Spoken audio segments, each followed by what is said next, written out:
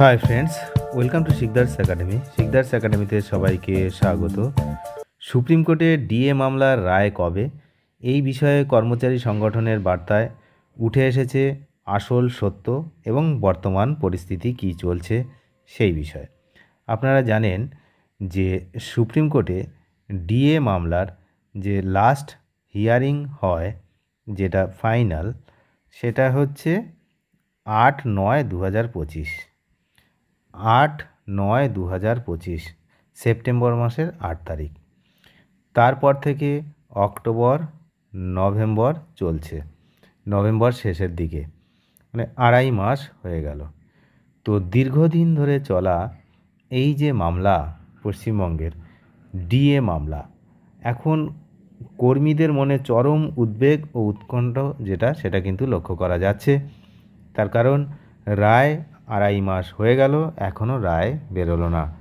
তো রাজ্য সরকারি কর্মীদের এই দীর্ঘ প্রতীক্ষিত মামলার ভবিষ্যৎ এবং বর্তমান পরিস্থিতি নিয়ে সম্প্রতি এক বিশেষ বার্তা দিয়েছেন কনফেডারেশন অফ স্টেট গভর্নমেন্ট এমপ্লয়িজের সভাপতি শ্যামল কুমার মিত্র।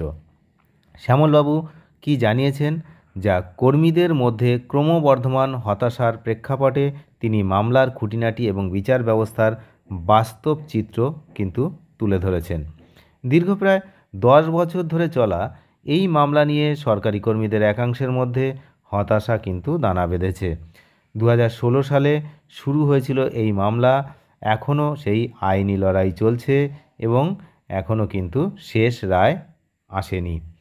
কর্মরত এবং অবসরপ্রাপ্ত কর্মীদের অনেকেই সংগঠনের কাছে জানতে চাইছেন আদৌ সুপ্রিম কোর্ট এই মামলার রায় কিন্তু দেবে কি দেবে না, নাকি ঠান্ডা ঘরে চলে গেল।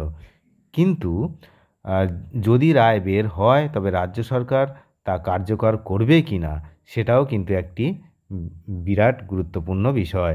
তার কারণ আপনারা জানেন, এর আগে এই রায়ের বকেয়ার যে 25% সেটা কিন্তু দিতে বলা হয়েছিল সুপ্রিম কোর্ট থেকে।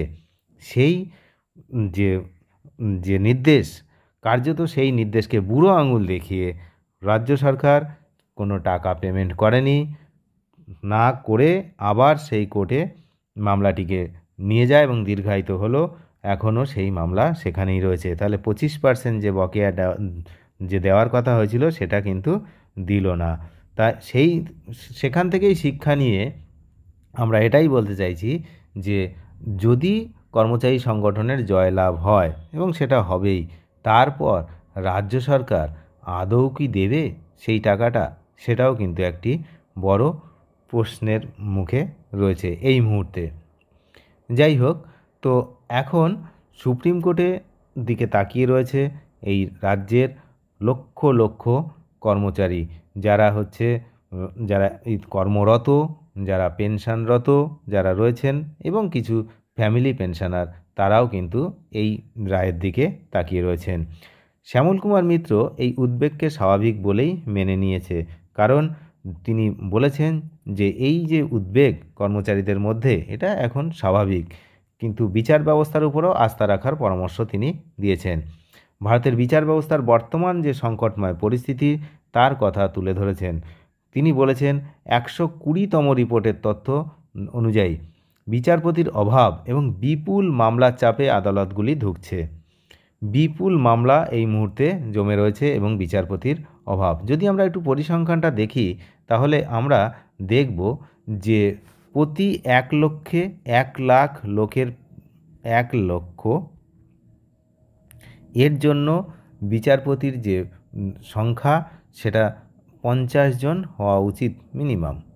তো সেখানে আছে মাত্র 21 জন। বুঝতেই পারছেন, মানে হাফও নেই।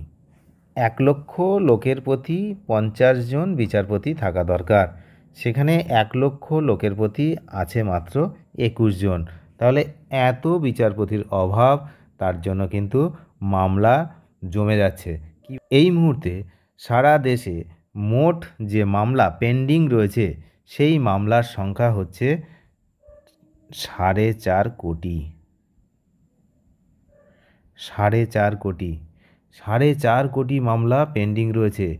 তাহলে বুঝতেই পারছেন তার মধ্যে শুধুমাত্র সুপ্রিম কোর্টে যে মামলাগুলো রয়েছে সেটা হচ্ছে প্রায় 1,00,000-এর কাছাকাছি, 1,00,000-এর কাছাকাছি হচ্ছে সুপ্রিম কোর্টে মামলা পেন্ডিং রয়েছে। তাহলে এত মামলা পেন্ডিং, তো সেটাও কিন্তু একটি বিষয়। কর্মীদের অনেকেই মনে করছেন এই দীর্ঘ আন্দোলনের কোনো ফল মেলেনি, কিন্তু শ্যামল কুমার মিত্র তিনি কিন্তু মনে করিয়ে দিয়েছেন যে এই আইনি লড়াইয়ের ফলে অতীতে উল্লেখযোগ্য সাফল্য এসেছিল। কলকাতা হাইকোর্টের চাপে এবং নির্দেশে কর্মীরা ধাপে ধাপে বকেয়া ডিএ পেয়েছেন। কোন কোন সময় সেটাও কিন্তু তিনি বলেছেন। বিচারপতি নীতিশা মাত্রে এবং বিচারপতি তপব্রত চক্রবর্তীর ডিভিশন বেঞ্চ কখন না 1/1/2018 এই সময়ে কিন্তু থেকে অতিরিক্ত 15% ডিএ পাওয়া গিয়েছিল সেই সময়, 15%।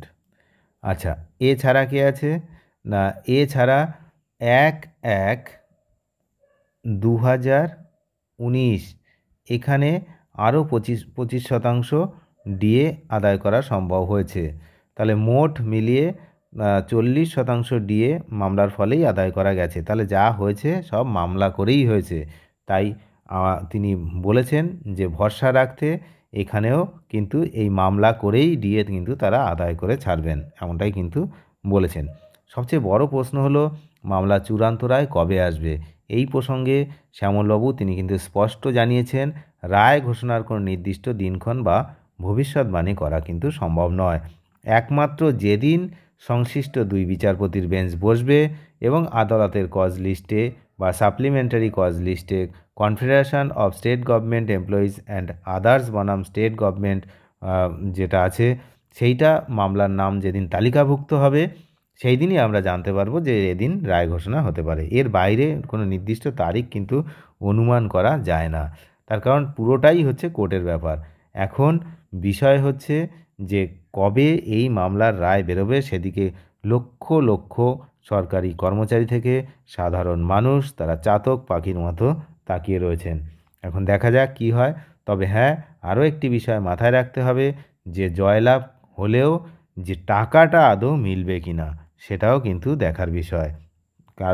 কারণ কি না, এর আগেও কিন্তু জয়লাভ হলেও টাকা মেলেনি। যাই হোক, সেদিকে আমরা নজর রাখছি, আপনারাও নজর রাখুন। চ্যানেলে যারা নতুন তারা নিয়মিত আপডেট পেতে অবশ্যই চ্যানেলটিকে সাবস্ক্রাইব করুন।